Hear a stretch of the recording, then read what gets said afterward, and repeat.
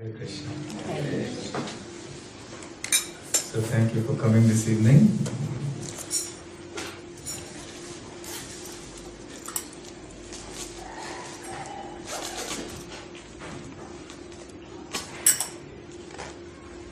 So I think I have 4 evening sessions in my stay here.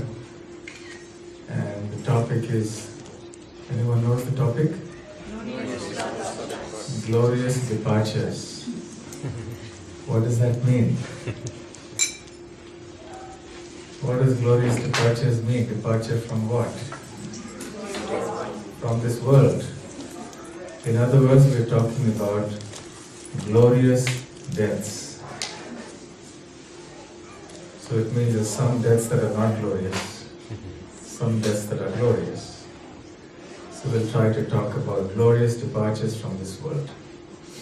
But before that, let's chant Krishna's names for a while.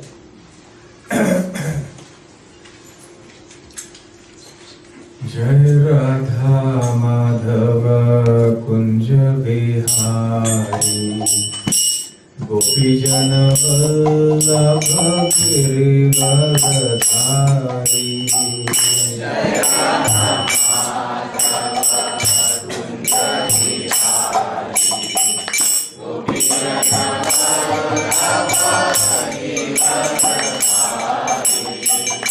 Jai Radha Madhava Kunja Vihari Gopi Jana Vallabha Girivardhari Jai Radha Madhava Kunja Vihari Gopi Jana Vallabha Girivardhari Yashodanandana Braja Janandana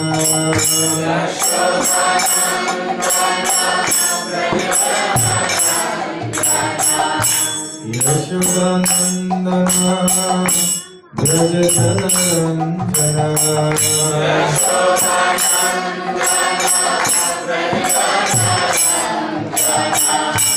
Yamuna Tira Vanachari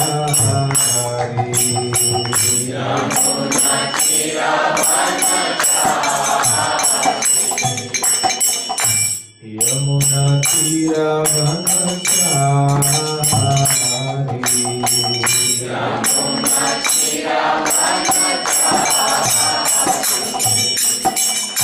Jai Radha Madhava Kunja Vihari Gopi Jana Vallabha Girivardhari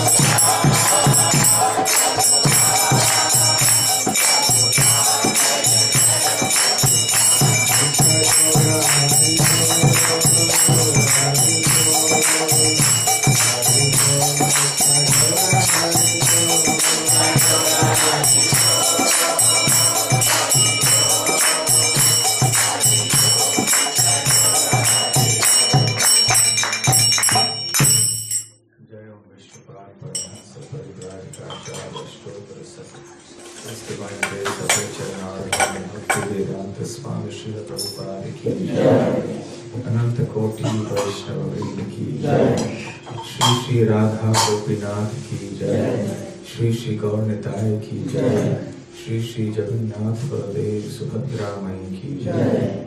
Nitai Gaur Premanande.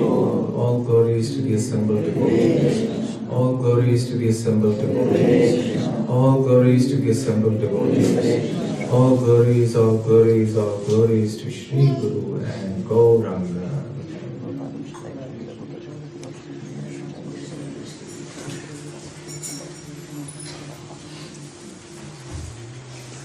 Om Jnana Tirandhasya Jnana Shalakaya Shukshurun Militam Yena Tasmai Shri Gurave Namaha.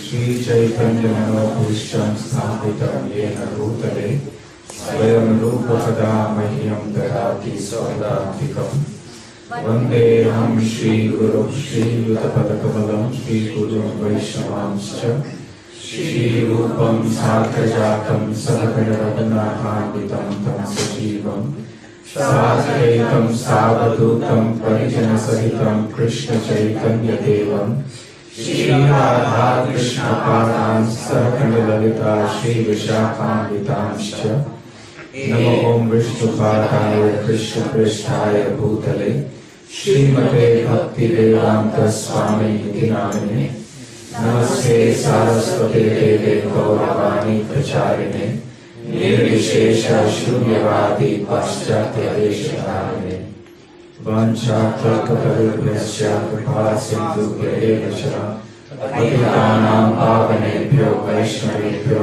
Namo Namaha. Jai Shri Krishna Chaitanya Prabhu Nityananda Shri Advaita Gadadhara Srivasadi Gaura Bhakta Vrinda. Hare Krishna, Krishna Krishna, Hare Hare, Hare Rama, Rama Rama, Hare Hare. Hare Krishna. Hare Krishna. No one likes to talk about death, isn't it? Very unpleasant topic. And somehow that's the topic I have to speak on for the next 4 classes. But we're going to speak about the positive aspect of it. For some people, death is a very depressing thing to talk about. It's very painful, very fearful, because death means devastation. Death means that all our ambitions and plans are foiled, defeated. So generally death is considered a sign of defeat. When death comes, everything is finished. So therefore one is defeated. And as they say, one bites the dust. That's the final biting of the dust. So therefore, the subject of death, even though it's all pervasive, it has been happening ever since this material world has existed. But the topic is not an easy one to talk about. It's also philosophically very fascinating.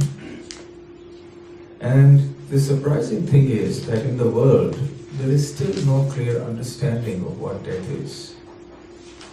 Everyone understands one thing, that it's certain. But what actually it is, it's a mystery. We don't know. And therefore, because it's something that is unknown, it is feared. Because we think it's the be-all and end-all of it, it's a full stop. But people in the world do not generally appreciate that death is not a full stop, it's a comma. And it's a gateway to another future. One who realizes that he or she is going to a better place, to another place, doesn't get afraid. When you don't know where you're going, or if you think that this is the end of it, there's no more, then there is fear. So death is a gateway to some very blissful existence for those who are spiritually self-realized, who are God-conscious. So death is a cause of celebration for such people. But for those whose dreams, aspirations, hopes, lives, thinking is invested only in the material world, for them death is the ultimate defeat, ultimate loss. It's disappointment, sadness, grief. Because for them, death means another birth, further bondage in this material world. That is, if they understand that there is such a phenomenon. Even if they don't understand, it's going to happen anyway. Because the laws of nature don't bother whether we know about them or not. Right? If I touch fire, fire is not going to think, "Oh, does he know about me or not?" Only if he knows about me, I'll burn him. If he doesn't know about me, it's all right, I'll spare him. So reincarnation will work whether we know it or not, whether we like it or not. So for those who do understand that there is something called reincarnation, at least there's some relief because they know it's not a full stop. But for those who believe this is the all in all, for them it can be devastating. So when we understand the true nature of this phenomenon called death, and appreciate how death can actually help us to go to a higher destination. Death is a gateway. It's not something that we should be afraid of.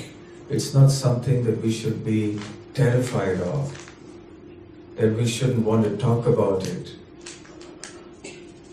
One time I remember one person asked me after a lecture, he said, "Why do you people always talk of such depressing things, death, death, death? Can't you talk of something pleasing, something nice?"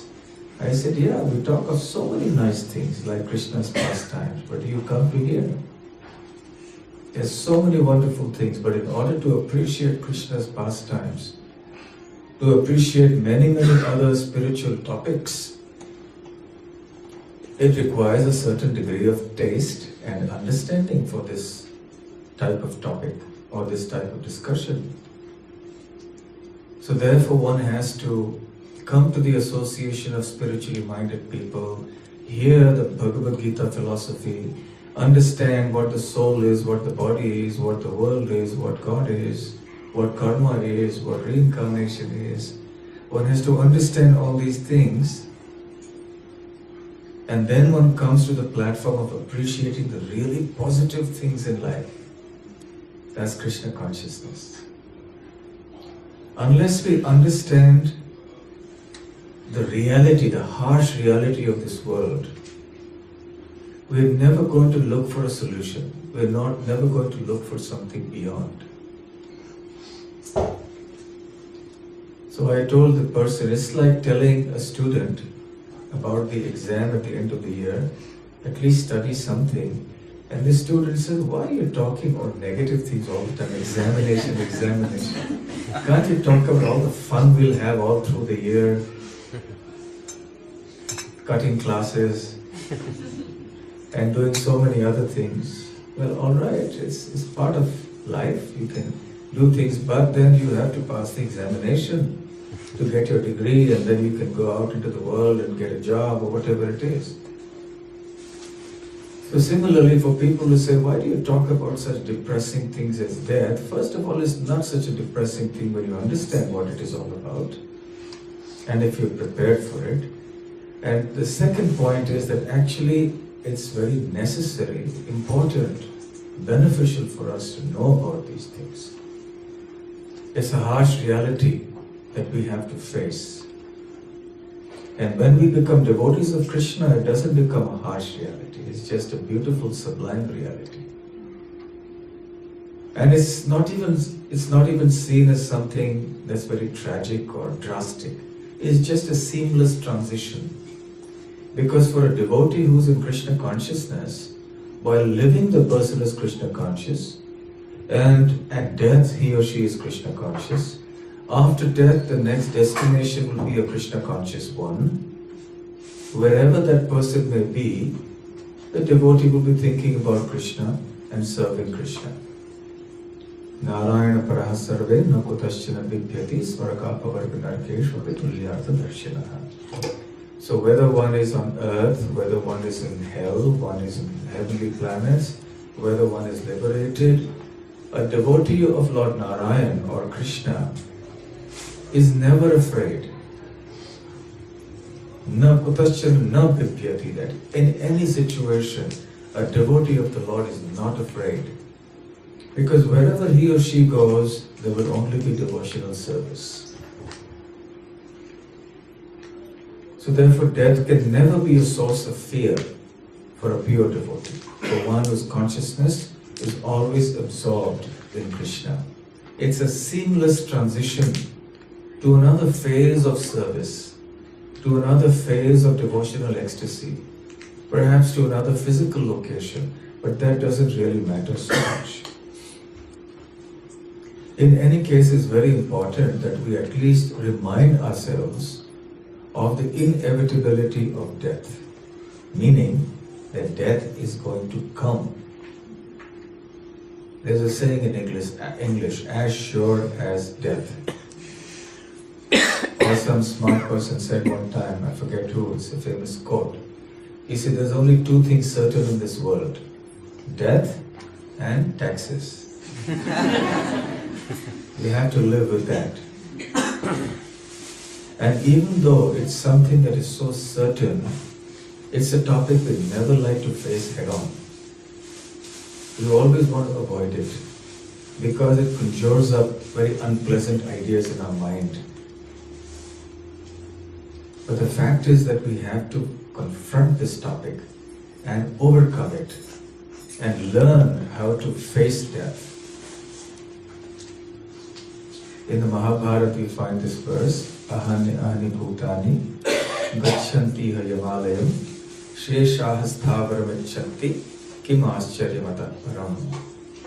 King Yudhishthira is asked the question, tell me what is the most surprising thing in this world? What's the most amazing thing? And Yudhishthira's reply is that every day, ahani, day after day, Bhutani, we see the living entities day after day, Gachanti, are going Yamalayam, to the abode of Yamaraj, who is the god of death. It's a poetic way of saying that every day, day after day, we see or hear of people who are dying. But those who are not yet dead, Sheshaha, those who are still alive, Sthavara Vichanti, they want to stay on forever, they don't want to die, thinking that it's not going to happen to me. There's a plane accident, many people die. We are shocked, we express our sorrow, and we commiserate with those who are relatives of those who died. We say many things to give solace, but then we never think it could happen to me as well. None of the people who sit in a plane that crashes could ever, probably would think that I could, today will be my last day. But it happens, such is the nature of death. So those who are not dead, Yudhishthira says, think it will never happen to them. Kim ascharya matah param. What can be more surprising than that? You know, the Srimad Bhagavatam is spoken by Shukadev Goswami to King Parikshit. Most historic, monumental, wonderful conversation that contains the complete devotional science that we need to know to perfect our lives. And in the Srimad Bhagavatam, King Parikshit was cursed to die in 7 days. Now he was fortunate. He was given a clear time in which he would die. You have 7 days notice. So prepare yourself. So for him he was clear, okay, this is the time and I have to prepare myself for it. So we may think, well, I don't have such a notice. It's indefinite, it's going to come. I know death is going to come, but it's uncertain, it can come anytime. So then why should I start preparing now? Right? But the fact is that like King Parikshit was given notice, we have all been given notice. The notice has been delivered, signed, sealed, delivered to us. When was that notice delivered to us? When we were born. Mrityur janmavatam vira dehena sahajayate. Vasudeva tells Kamsa, the cruel and evil uncle of Krishna, who wants to kill Vasudeva's wife Devaki just after she's been married to Vasudeva. He tells him, oh hero, you shouldn't kill like that. He gives many reasons, and ultimately he says that, look, in any case, death is born with birth. So why should you try to evade death like that? Don't be afraid of death. You're a hero. You should be fearless in the face of death. So death is born with birth. In other words, the moment the body appears in this world, we understand that death is certain. There is a notice that death will come. This is a fact of life. Even in the Bhagavad Gita, Krishna says, Jatasya hi dhruvam mrityu, dhruvam janma mritasya cha. He says, for one who is born, death is certain. For one who dies, birth is certain. So the cycle of birth and death is certain. So the fact that death is inevitable is something that one has to keep in mind. Always, Srila Prabhupada says. But then, one time when somebody asked the question, if you're always going to think that I'm going to die sometime, we're going to be in a state of depression, or we'll develop some kind of psychological problem thinking I'm going to die. But that's not what Prabhupada means. What he means to say is that live your life with the understanding that it's not going to last forever. Plan. Think for something beyond this material existence. Think of a phase where you won't have to be born again in this material body. Think of a goal that is higher than just the enjoyment of this world. Think beyond. Chanakya has also said that if you want to be successful materially, then think that you're never going to die. Why so? Because if you think you're going to die, you're going to say, what am I working so hard for? What am I undergoing so much struggle for? What is the use of it all? Anyway, everything is going to get taken away from me. So what is the purpose of it all?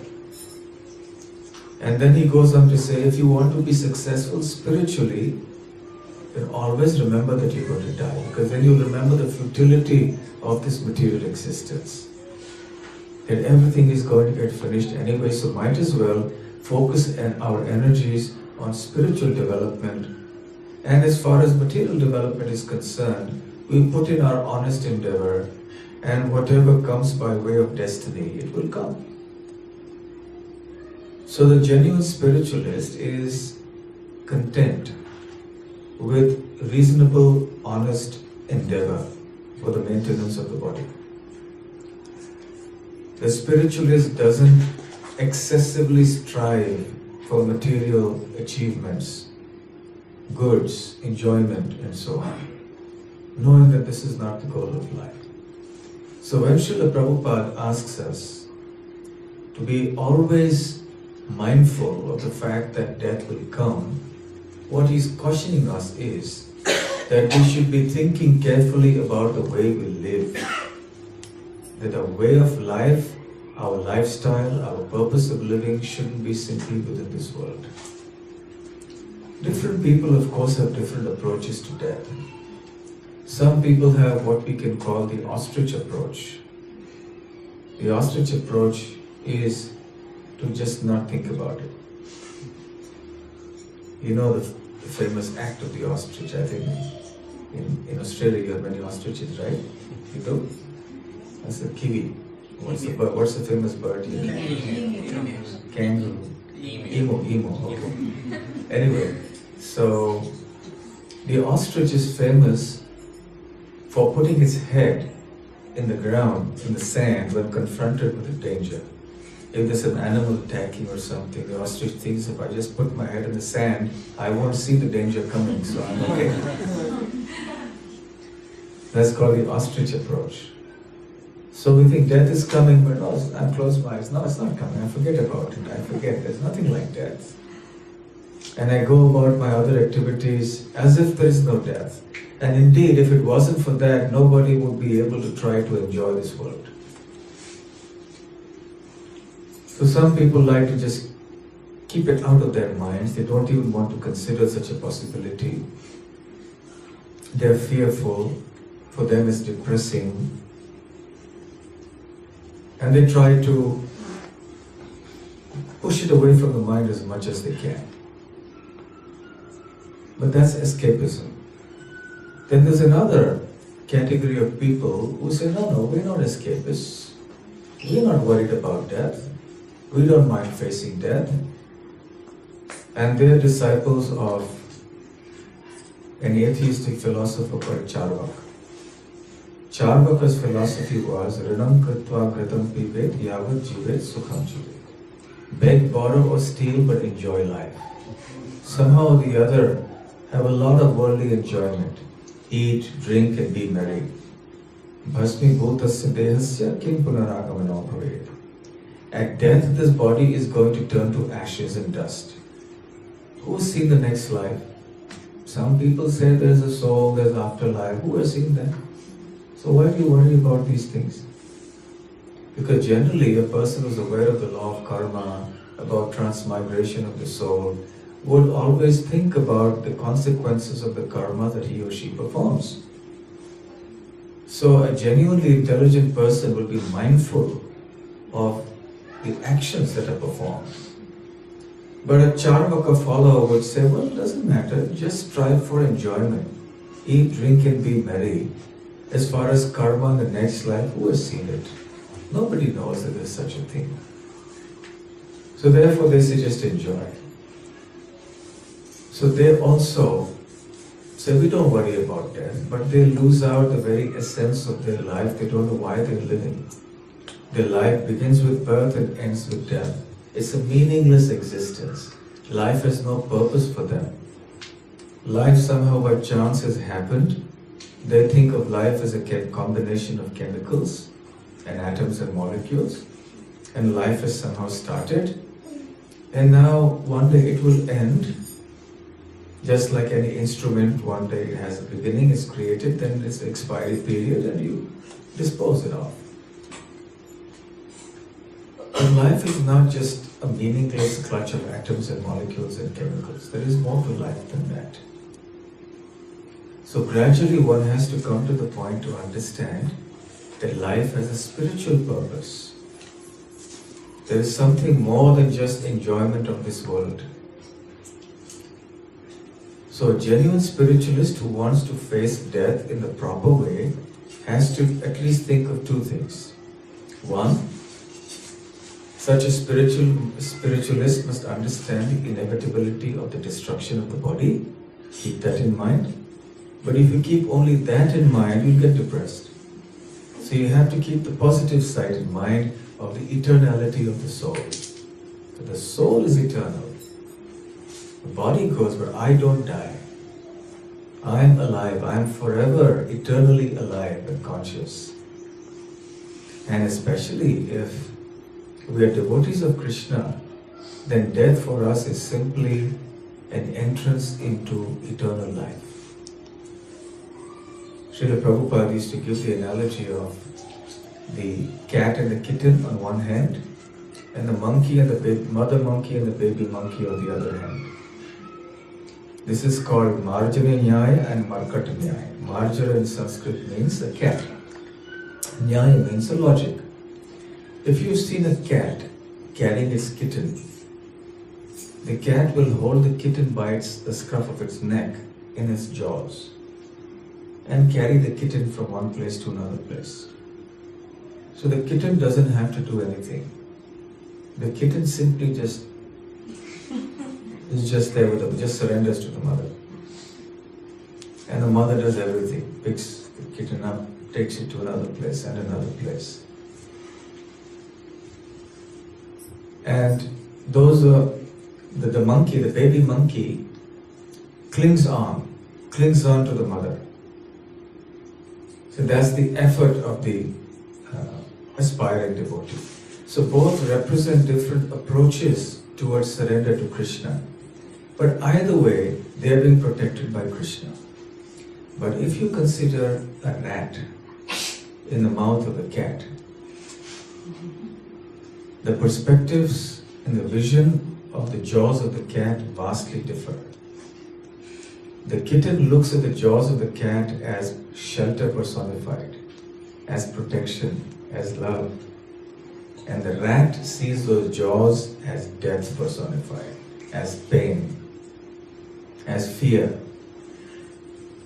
So the jaws are the same, the cat is the same, but the kitten and the rat, they see the jaws differently. So similarly, materialistic people who have no spiritual conception would look at death in one way, and devotees of the Lord who are blissful in any condition, before death, after death, at death, they look at death in another perspective. They will see death as the entrance into eternal life in the kingdom of God.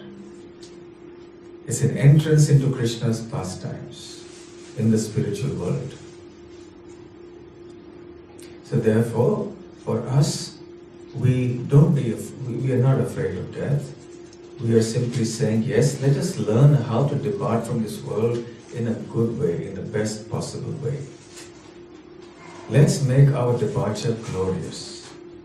We have to go, so let's do it well.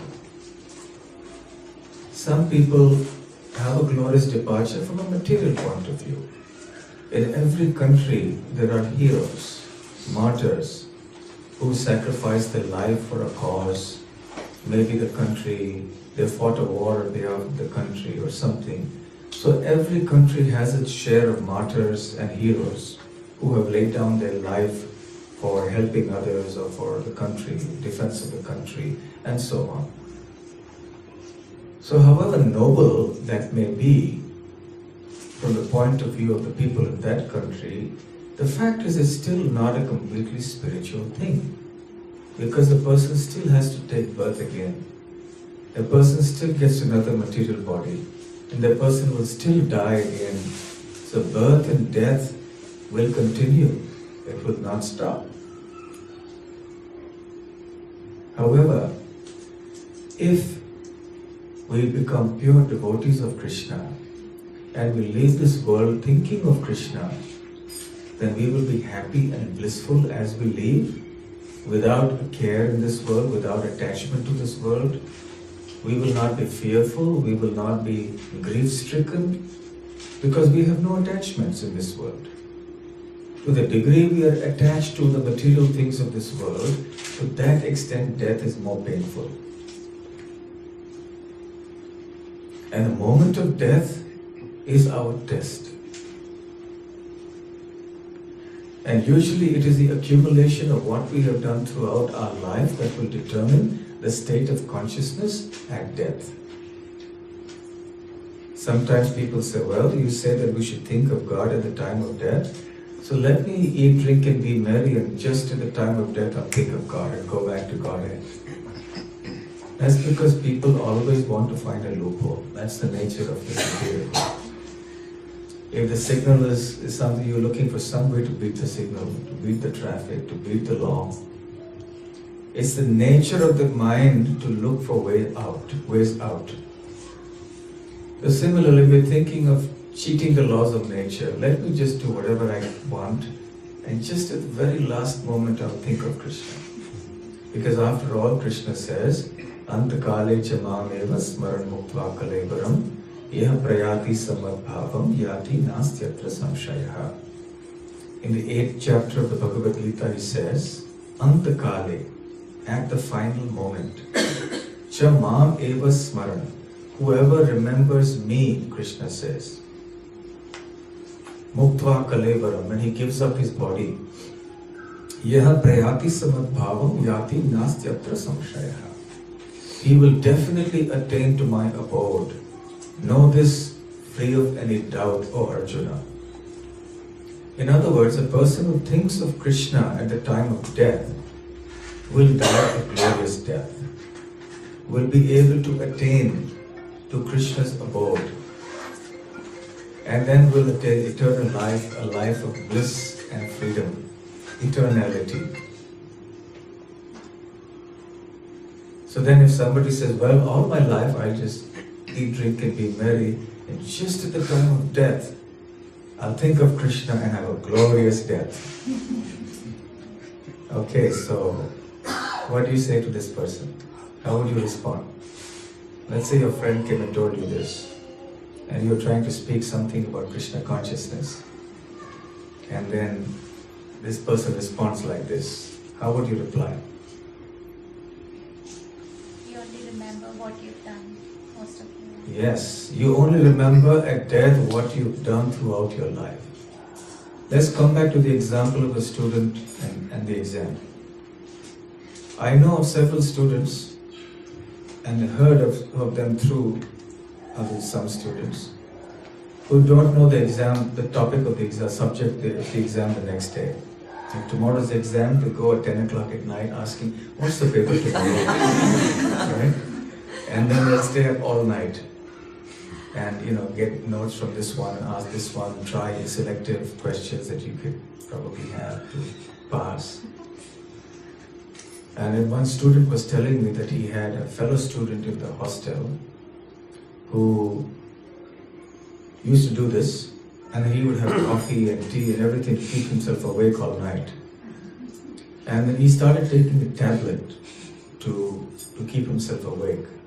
Unfortunately, he took the wrong tablet that puts you to sleep. So he ended up sleeping all through the exam. So it's a very risky thing.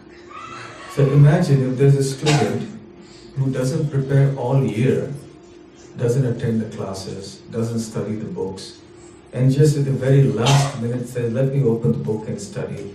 Is that the student going to get good marks? Is he going to be able to pass? Not likely. Similarly, if all our life we don't practice Krishna consciousness, we don't practice remembering Krishna, how is it possible that we can remember Him with devotion at death? If we think we can cheat Krishna, but Krishna is just among cheats, I am the gambling. Krishna is the greatest cheat. He can cheat us so quickly at the moment of death. He twists our consciousness and our mind will be diverted from Him, even if we want to. And of course, the second argument we can give to such a person is that we don't know when death will come. We may have our good plan that, well, I'll get a good notice for death and then I'll start preparing at the last moment, but death can come without notice. So therefore it is better to prepare for death in advance by living a Krishna conscious life, and then at the time of death it will be natural for us to think of Krishna. Even if somebody is very pious, but if that person has some material attachments, those material attachments will come up. One devotee was telling a little funny story. It's a real story. He says he went to a certain village in Nepal, and there was this elderly man who was about to leave his body. He was about to die. And the family members had all gathered around him, and he was some kind of a businessman, and he had a large family over which he presided. And they had property, land, and so on. And he was there in his last moments, and the family members had gathered, and he looked at all of them, and they were waiting expectantly to hear something from him. And he was making some serious effort to rise a little bit and gather the energy to speak some last words. So all the family members were expecting some pearls of wisdom to come. Something very profound would come drop from his lips, and he would give some parting instruction that would be something they would cherish all their life or something like that. So he looked up and he seemed a little irritated. And then he looked at the corner of the room and he pointed there and said in an irritated tone, "Just see, the cow is eating the broom there and you people are not doing anything about it." And he died. Meaning that he was trying to say that, how are you people going to look after the estate after I leave? You're not even looking and caring for such things. Just see how this cow is coming and eating away things here, and you're just so inattentive to all these things. What will happen after I go? So his consciousness was so absorbed in his business affairs and his family affairs that there was no way he could think of anything spiritual. So his mind was absorbed in that broom. And he was thinking of how there was a loss of a certain amount of money because the broom was spoiled. And they would have to spend more money to buy another broom. And the mind can sometimes deceive, even for pious people. The same devotee was telling me of another incident where a pious lady was about to leave the world. She was elderly. She was a vegetarian strictly throughout her life because of her religious beliefs. But she cooked because some of her family members wanted. And maybe she had eaten in childhood, I don't know exactly. So when she was asked, she was about to die, and they asked her, "What's your last wish?" She said, "I want to eat meat." Of all things that she could ever ask for and think about, this was the thing she asked, her last wish. "I want to eat meat." So death, we cannot try to cheat nature. Unless we are thoroughly 100% Krishna conscious throughout our life, and we prepare for it for as long as we can, from as early as possible, it will not be possible for us to be Krishna conscious at death. And if we are not Krishna conscious at death, we will be conscious of something else. It's either Krishna or something else. And if it's something else, then we have to be born again in this world. And what we will be in the next life, where we will be born, in what circumstances, that will depend on the kind of karma we have performed in this life. So therefore the Bhagavad Gita, Krishna says, "Yam yam vapi smaran bhavam tyajatyante kalevaram tam tam eva iti kaunteya sada tadbhava bhavitaha." Whatever one's state of consciousness at the time of death, O Arjuna, that state one will attain in the next birth. So if one has led a very animalistic existence, a very hedonistic life, then one will get an appropriate birth like that. one will not get a divine birth, one will not be able to go back to Krishna. One will be forced to come back to the cycle of birth and death. So depending on whether we perform good karma, bad karma, we will get a good destination or a bad destination. We'll get a situation of relative happiness or a situation of relative misery, but we'll still be born in this world of misery. There's another famous, or not famous, but another incident that comes to mind which I relate very often. And this is about an elderly lady again who was about to die. And she was in a hospital, and the doctor who was attending to her was a devotee. And so he realized that she had only a few minutes left to live. So he told the relatives that, I'm sorry, it's only a few minutes more now. And so he went up to her, he took permission from the family, do you mind if I ask her to chant Hare Krishna? So they said, no, we have no problem. They weren't believers, so they weren't very particular about it. So, okay, we have no problem, you can go and say it. So he went to the lady. She was conscious, but she was very weak. She was hardly able to speak anything. She was opening her eyes.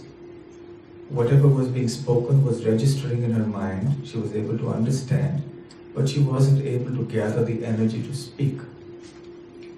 So then he told her, she was a little hard of hearing also. So he told her, chant Hare Krishna. In the local language he told her, chant Hare Krishna. She gave a blank stare. So he chanted a little louder, thinking maybe she's hard of hearing, so he should speak it a little louder. So he said, chant Hare Krishna. So no response, blank. Again, chant Hare Krishna. Then he went into her ears and he spoke loudly, chant Hare Krishna, because he knew she had only minutes, moments left to live. So he was feeling, at least if she dies, chanting Hare Krishna, hearing Krishna's name, there will be some benefit for her. In the next life she may become a devotee. So after he had done that several times, then this lady became very irritated. Her brow became furrowed. And then she gathered a lot of energy. And with that energy, even though she wasn't able to speak, but she vigorously shook her head one time. No. No, what she meant was, I will not chant Hare Krishna. And then she died. Of course, she had heard the Hare Krishna, at least she heard Hare Krishna a couple of times from this devotee, doctor. So at least that was good. But she refused, she said no. It took a lot of energy for her to shake her head like that, so strongly. And the same energy she could easily have used to say Hare Krishna. It wouldn't have cost her anything. But she was just adamant that she wouldn't chant Hare Krishna at death. Srila Prabhupada used to give that little anecdote about two people who were very stubborn. And they had arguments with each other. You know how it is when you deal with somebody who's very stubborn? So best thing is to put that stubborn person with another stubborn person. And let them work out amongst themselves. So there are two people who were very stubborn and they were talking about something. One was saying, no, the solution is the scissor. And the other was saying, no, the solution is the knife. So they were arguing about it and no one was willing to let go.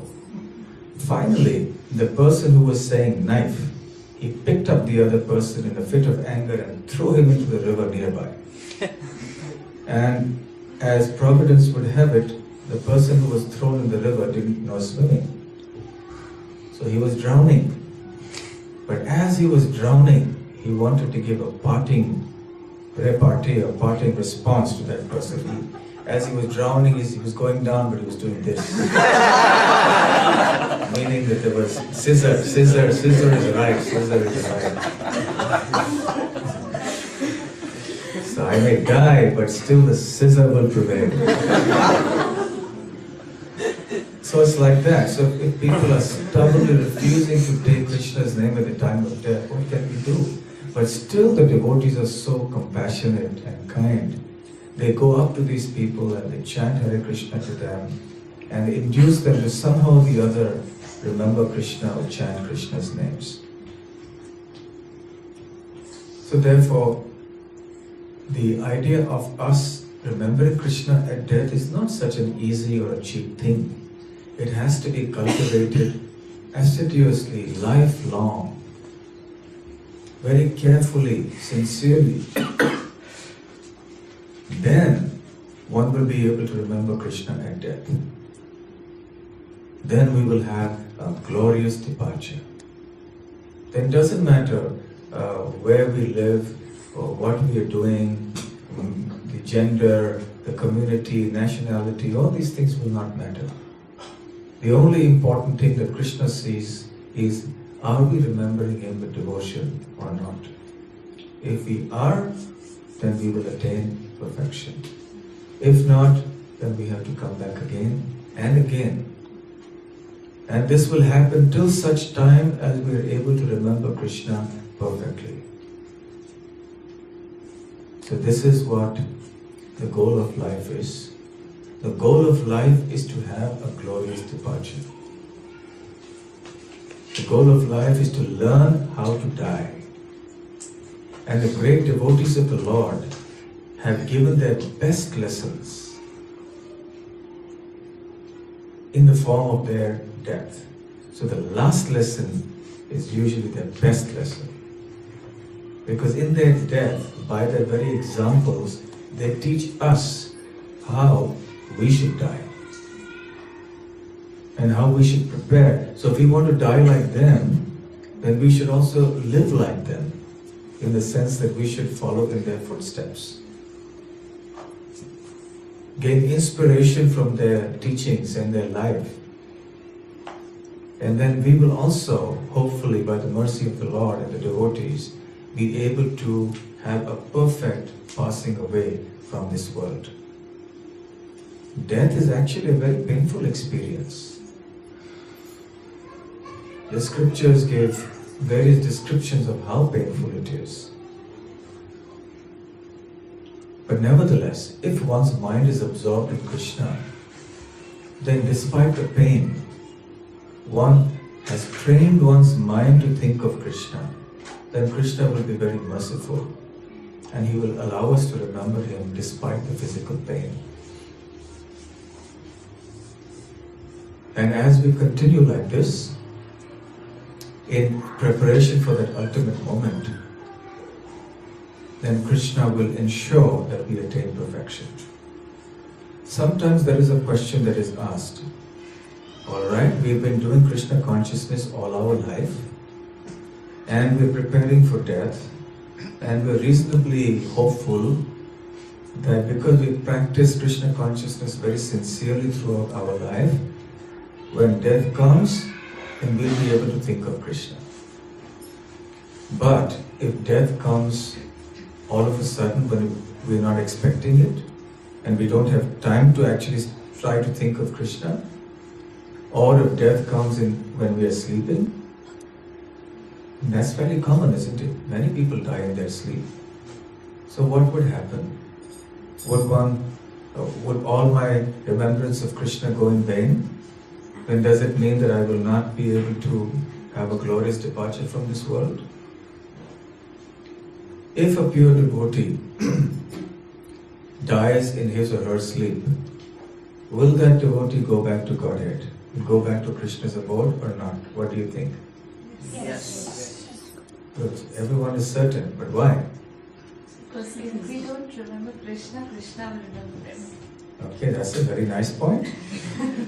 Even if we are in our sleep and we're not able to remember Krishna, Krishna will remember us and take us back. So why will Krishna remember us? What induces Krishna to remember us? Because we've remembered him. Because we've remembered him when? Throughout our life, or as many years as possible, or as much as we could. From the time we were exposed to Krishna consciousness, we tried our best to remember him. to serve Him and to love Him. So Krishna is a very grateful God. So He remembers our smallest little service. Ishvara Swabhav Bhaktir Nala Aparad Alpa Seva Bahumani Atma Paryanta Prasad. So in the Chaitanya Charitamrita it is mentioned that the nature of the Supreme Personality of Godhead is that He doesn't consider the offenses of His devotees against Him seriously at all. Sometimes a baby may slap the mother or the father. The mother-father doesn't go to the police station. This baby has slapped my face. Sometimes babies can do that, pull their hair and they do all sorts of things. They can throw things at you. So you don't take it seriously. So similarly, the Supreme Lord doesn't take the offenses of His devotees seriously, even if they are offenses. But on the contrary, if somebody renders even a little bit of service to Him, Alpa Seva, Alpa means very little, Seva means service. So even if somebody has rendered very little service to Krishna, He considers that very great, Bahumani. And so much so that for that very little service that the devotee has rendered to Him, He is willing to even give Himself up utterly to that devotee. Atma Paryanta Prasad. Atma Paryanta means even up to the point of giving Himself up to the devotee. So Krishna can even do that. And that is why He doesn't give Krishna consciousness that easily. Because He has to give Himself up to the devotee. So for the pure devotee, even if the devotee dies or leaves his or her body in a situation where one is not externally conscious, in sleep or something like that, and is not able to physically remember Krishna, but Krishna will remember the devotee and will take care of the devotee and ensure that the devotee will go back to Godhead. One devotee was giving an interesting analogy or metaphor to explain this point. When I think I explained this in my previous visit here in one class, I remember. Now when you go to work, you get a salary for the month. How many working days in a month? Working days? About 25, roughly. And you get a salary for how many days? 30 days. Right? You work only for 25 days, but your salary is for 30 days. So that you get salary for 5 days without working in a month. Am I right? No. Why are you not confidently replying yes? Yes, isn't it? You're sure? Are you confident about that? Actually for full-time employees, not the... Yeah, full-time. I'm talking of full-time. We'll not get into the technicalities of part-time and full-time. He's a full-time employee, but he has weekends off. So, doesn't go to work for 5 or 6 days, 4 or 5 days in a month, but gets the full salary for the month, as if he or she had worked for the whole month. So there's a clever employee. So the employee approaches the boss and says, look, you're paying me for 30 days even though I'm working only for 25. So what I'll do is, I'll quit the job. But anyway, you were paying me 5 days without working. So you can continue to pay me those 5 days salary. You get the point? Now, is the boss going to say yes? No. Why not? What will he say? You're not working, get out. Yeah, he may say that. But what would he respond? What would the logic be? You're not an employee. But basically he will say that you get this 5 months salary without working because you're working the other 25 days. If you don't work the other 25 days, then you're not entitled to this 5 days of free salary. So if you quit the job, you're not working the other 25 days, you're not entitled to the 5 days of salary. So similarly, if a devotee is working hard, remembering Krishna, serving Krishna with devotion for as long as possible, if somehow or the other death comes when one is not externally conscious, still the salary will come. You get the analogy? Yes. Even though you may not have been able to actually remember Krishna at the time of death, but the salary will come, which means you will get the benefit. However, if somebody hasn't practiced remembering Krishna, then there's no way that person can remember Krishna. No question of salary anymore. So as devotees, our goal is to remember Krishna and try to act in such a way that we will be able to think of Krishna at death. And the way to practice that is to try to remember Krishna in difficult circumstances. Because death is the most difficult event that we're going to have to face in our life. The greatest challenge. So let's start with the small challenges in life. Somebody said something to us that got us irritated. Immediately we think of so many other colorful things. Rather we should think of Krishna at that time. So practice remembering Krishna in the little challenges that we have in our day-to-day life. First, let's begin with that. That's our practice for the biggest challenge. Because when you're learning something, you start with small things. You take baby steps. If you're learning a sport or learning anything, any technique for something, you start simple, in the simple way, the small things. So here also, in order to prepare for our perfect departure from this world, glorious departure, we have to start by practicing remembering Krishna in the little experiences and the little things of this world. And Krishna will give us plenty of opportunity every day. Because every day there are things that happen in our life that we don't like. Am I right? Yeah. As you're driving a car, somebody comes in your way, or something happens.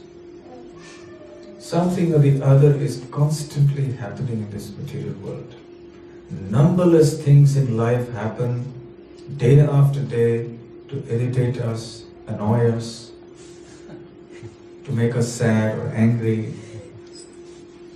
So here are occasions where we try to remember Krishna. And remember, it's not only in times of pain or distress that we should practice remembering Krishna. We have to practice remembering Krishna even in good times, quote unquote good times. Because we may think when something is good, when success comes, we may start claiming credit for ourselves. You see, I actually did it so well. I got the gold medal at the university because I was so brilliant. Or I bagged this contract, made $1 million because I was such a good businessman. So we may start taking credit for things ourselves. And when success comes, we start appropriating that credit also. Think, yeah, I'm the cause of it. And then we forget Krishna. So when I speak of practicing remembering Krishna in the small things in life, I'm speaking of all types of experiences, not necessarily only those that give pain, but even in pleasure, even in neutral situations, we should practice remembering Krishna. Then we can be reasonably sure that we will be able to, by Krishna's mercy, remember him at the time of death. It's serious business, but it can also be fun. So Krishna consciousness is fun. It's not a boring thing. It's a transcendental adventure. So there's numerous innovative and creative ways that you can remember Krishna in. And Prabhupada was a genius. A pure devotee of the Lord is a genius because he devises numerous innovative ways to engage the general population in devotional service so that they can somehow or the other remember Krishna. Yena kena prakarena manaha Krishna niveshayet. Somehow or the other, by hook or by crook, one should remember Krishna. That's the goal of the Vedic scriptures. That's the goal of life. We have to remember with devotion, of course, not like Kamsa was remembering with anger, hatred, fear, and so on. So this is what our life is meant for. And the great acharyas have, and the great devotees in history, they have shown by their personal example of how they departed from this world. So over the next 3 lectures, I'll try to talk about a few pure devotees depending on how it goes and how much time we have. We'll talk about Dhruva Maharaj and how he departed from this world. We'll talk about Prithu Maharaj and how he departed from this world. A brief mention of Madhavendra Puri, Srila Prabhupada, Srila Bhakti Siddhanta Saraswati Thakur. We'll also talk about Haridas Thakur and how he departed from this world. Maybe if time permits, a brief discussion on how Bhishma left this world. Ideal departures, ideal death. So the art of dying is a very important art for us. The art of dying is perfected by those who have learned the art of Krishna conscious living. So the art of Krishna conscious living will help us to perfect the art of dying. Then our life is successful. Hare Krishna. Hare Krishna. So we stop here. I'll leave some time for questions. Yes. Maharaj, what about little babies or kids who haven't started being Krishna conscious yet? So how would do they go back to Godhead, or what happens to this? The question is that what about babies who are not able to practice Krishna consciousness properly? Do they go back to Godhead or not? Yes. The general principle is only one who's a pure devotee of Krishna goes back to Godhead. So the baby has become a pure devotee somehow or the other from the previous life's Krishna consciousness, and there's some exceptional mercy in this life, then maybe the baby can go back to Godhead. If not, probably has to wait.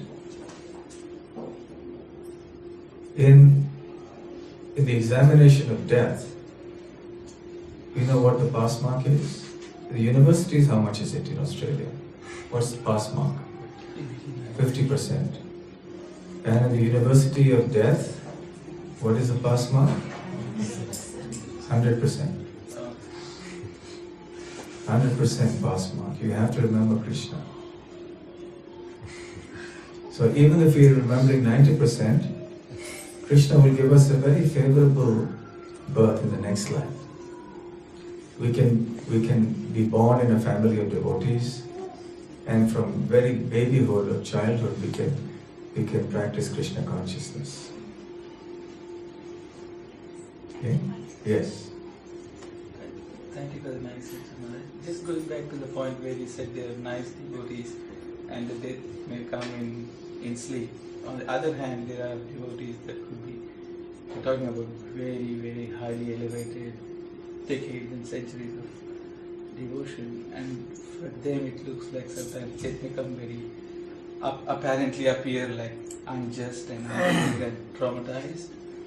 When we hear or see those kind of things, it can be discouraging, thinking if they can have a traumatizing and disturbing and unfair end like that, what's the chance of us? How can we get over that? Your question is that many great devotees had deaths that seem to be very unfair or traumatic deaths. So if that's so for such great devotees, then what about us ordinary devotees? Yes? You see, for great devotees, like the Pandavas and so on, or Bhishma, Krishna orchestrates their departures from this world to teach us how we should plan to depart from this world. Because we all need ideal examples, role models in our life. So when we look at these great devotees and see how they were steadfast in their Krishna consciousness, they never wavered even a little bit, even in the greatest difficulties in life. They had to undergo so many trials and tribulations, but they never forgot Krishna. They never became ungrateful to Krishna. They never blamed Krishna. They remained devoted to him and left the world thinking of him in devotion. So such cases are extreme cases are there for our instruction. So that we learn that look, the kind of difficulties that these great devotees had are so great compared to the little difficulties that I have. So why should I grumble so much about and complain about my difficulties? So my situation is so much easier and better than these great devotees. So it's inspirational for us. That is why some of these great devotees were placed in such circumstances, so that they could teach by their behavior and their example in those situations to the rest of the world. Okay? Yes? Thanks, Maharaj. Thank you for a beautiful class. You mentioned that devotees are merciful when they spread Krishna's name, even though people don't want to hear it. I was just wondering how far do we have to keep trying that, even though they're very adamant that they don't want to speak? And if they don't want to take up Krishna consciousness, do we take it as our downfall that we haven't presented to them, or how do we take that? Okay, so the question is, the devotees are very compassionate and they want to give Krishna to everybody. But what if somebody is very adamant and doesn't want to receive Krishna consciousness? How far do we keep on trying? And if we are unsuccessful, is that our failure and our downfall? First and foremost, we cannot force people to do things. Even Krishna didn't force Arjuna. He told him the whole Bhagavad Gita, and then he said, Yadhechasi tatha kuru. My dear Arjuna, I have told you what I had to say. Now you may do as you please. So similarly, when we want to give Krishna to others, we can't force them. We just try to offer Krishna to them in a way that we think will be palatable to them. We give them prasadam, we give them the holy name, we give them some philosophy if they're willing to hear. But we don't try to impose it on them in general.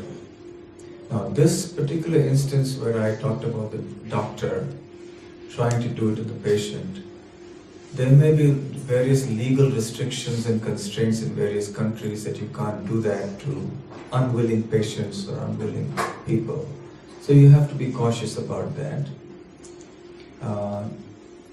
But yes, we have to recognize that our duty is to give in as reasonable and compassionate and sensible a manner as possible. And then it's between that person and Krishna, whether he or she will accept or not. And as far as us being failures, if we are not successful, not really. Success or failure is not in the result on the path of yoga. It is in the effort that we are successful. If we sincerely try on behalf of Krishna, trying to be his instrument, Krishna is pleased with that effort. Ultimately, the result is given by Krishna. So even if somebody does take to Krishna consciousness as a result of our speaking or acting, it's ultimately Krishna in the heart of that person who has changed that person's heart. So we shouldn't be taking the credit. We have simply had the fortune of being used as instruments by Krishna. And sometimes Krishna may choose for his own reasons to not inspire that person to take to Krishna consciousness. So either way, what is Krishna looking at from us? He is looking at our sincere endeavor. So we have to use our intelligence, we have to be sincere about wanting to give Krishna to people, and then we leave it to Krishna. So do your best, and to Krishna leave the rest. Right? Any other question? One last question, yes. Maharaj, you mentioned once that devotees should not endeavor for excessive material gain. The question is, what is the fine line between excessive and not so excessive? Okay, the question is that it was mentioned in the class that we should not endeavor for excessive material gain. So where is the fine line when we say, okay, this is excessive and this is not excessive? The same question came up twice in Melbourne when I was there, just a few days ago, 2 or 3 days ago. 2 people asked the same question in different sessions. And the answer is very simple as far as I can see. Whatever you have now, that's it. That's reasonable. Now we have a fairly decent, comfortable way of living. Be satisfied with that. And if there is more opulence or wealth in your destiny, it will come. We have to continue our honest, intelligent endeavor, reasonable endeavors. We are not stopping our endeavors. Let's say someone's a businessman. He's not going to stop doing business. He'll continue doing business, and if it's there in his destiny, he's using his intelligence, he's working hard, reasonably hard, then if that has to come, it will come, the wealth. So we begin by being satisfied with what we have now, here and now. So that solves all debates. So no confusion. Otherwise it's always a debatable thing, but this much for somebody, that much for someone. Everyone's needs are different. What is luxury for one is necessity for another. We can have so many arguments and discussions at no end. It's an important topic to talk about. Even that, we should analyze that also. But the short answer is that let's just be satisfied with what we have now. And leave it to destiny if destiny wants to give us more later. And focus our valuable energy and time on Krishna consciousness. Alright, so it's 9 o'clock, we'll stop here. And now it's time for the Arati. Yes, 9 o'clock is the Arati? Yes. Okay, thank you very much. Hare Krishna. Hare Krishna. Srila Prabhupada ki jai. Holiness Bhakti Rasamrita Swami Maharaj. Jai.